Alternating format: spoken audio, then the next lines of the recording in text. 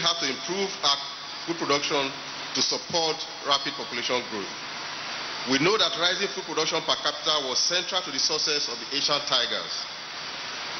And so, as a low-middle income country, Nigeria, with a gross national income per capita of about $1,500, stands a great risk of being caught in bigger poverty trap if it does not diversify her economy. This is why the theme for this conference is so important. And time is running out. No one knows how long high prices of oil will continue to drive our economic growth before it nosedives. Having lived with high oil price for too long, without diversification, we might have an equivalent of an economic Armageddon sooner than we expect. Our oil production is threatened in two fronts. First is the illegal bunkering, and there's no shortage of the havoc this is doing, like the SGF has said. But I must also add that there's also sharp practices by the oil companies. Recently, the International Energy Agency sounded the alarm that Nigeria has been losing about $7 billion annually to vandalization of pipelines, oil theft, and illegal bunkering. And the chairman of Nigeria Extractive Industries Transparent Initiative, Mr. Ledo Miti, said recently, while presenting the organization's audit report of the oil and gas sector, that between 2009 and 2011, the country lost about $11 billion to activities of oil thieves. The figures may differ, but the sums are huge. Nigeria crude oil production is also facing another challenge with the discovery of alternative in shale oil and gas. Right now, that resource is evolving, and it is believed that in the future, as the technology to explore it matures, it will become more commercially successful and a real competition to the crude oil in the international energy market. For us in Delta States, at least in this administration, we're very clear in our mind from the beginning that we must do whatever we can to deal with this problem. We were also very clear that for this to succeed, we must embrace Delta beyond oil. Distinguished listeners, though it was our focus to get this program fully implemented, one point has to be stressed here. Diversification is both possible but not easy to achieve. It does not happen automatically, but we know it can be done, and we are determined to do our bit.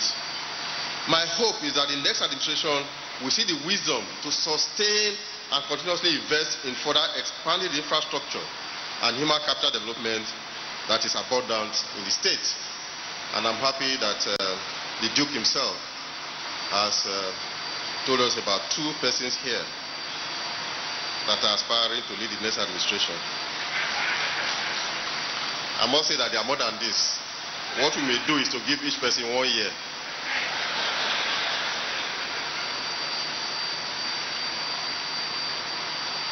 What we know, and which is why we are so determined in the direction we are pushing, is that it is clear that economic development in Delta State is going to be shaped greatly by its location. And that is, we are an emerging regional hub with access to the sea through the Warri Seaport, and with 2 airports, several dualized roads forming strategic network, and of course, with our 2 growth poles of Warri and Asaba, and many urban and riverine areas. We're also clear in our mind that for economic growth to be impactful, it has to be inclusive. Deltas must feel they have a government that cares about them. Deltas must feel the impact of government wherever they reside. We're careful to avoid anything remotely suggesting lopsided development. And so in building Delta beyond oil, it was obvious we must invest in some key infrastructure, such as the 250 megawatts Ogariki power plant, which we hope to commission late in 2014. We have major investments in generation and distribution companies that have just been privatized. We have invested in the NIPP power plants that have also been privatized or are in the process of being privatized. We are attracting international partnership to pursue aggressively opportunities in renewable energy.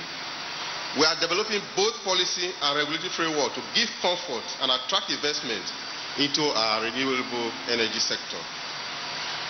The heavy investment in power infrastructure is because it is economically profitable to do so. And secondly, we know that it is just the right way to guarantee energy security. We urgently need to give Deltans power and to support our industrial base. Our Asaba Airport project is now at a finishing point.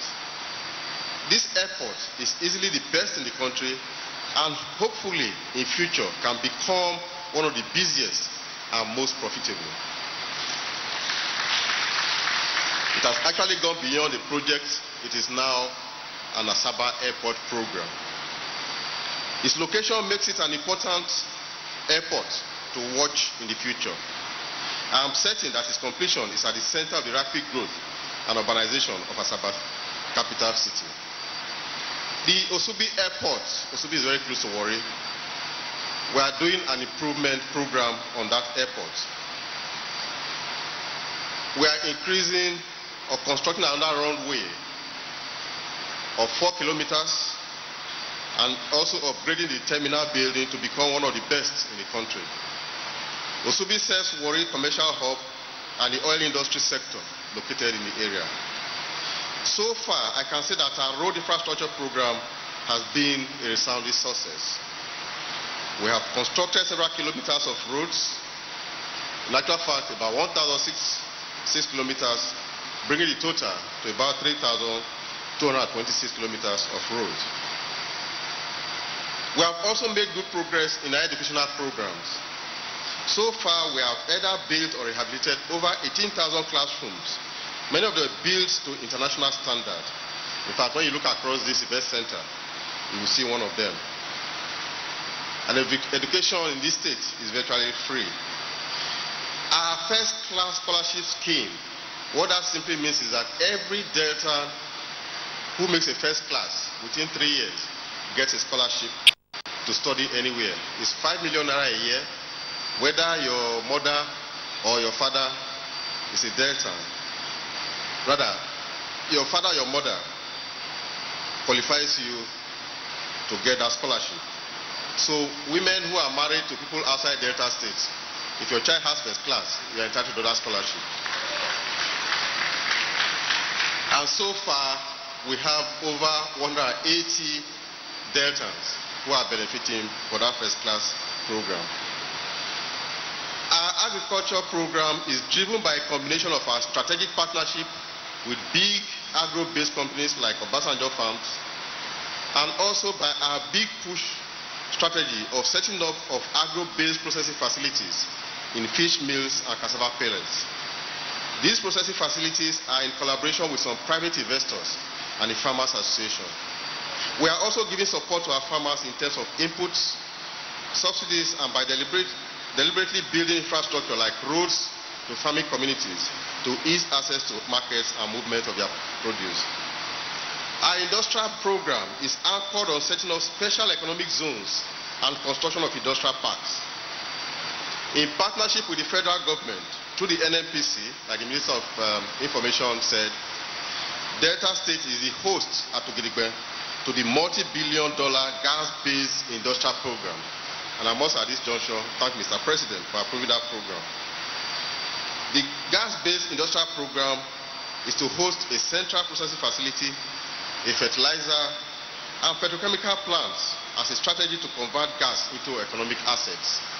And these projects will cost about $16 billion. The Warri Industrial Business Park, which is conceived by us as a strategy to plug and play model, is to enable companies and investors to share common services, and to establish their plans with minimal hassles.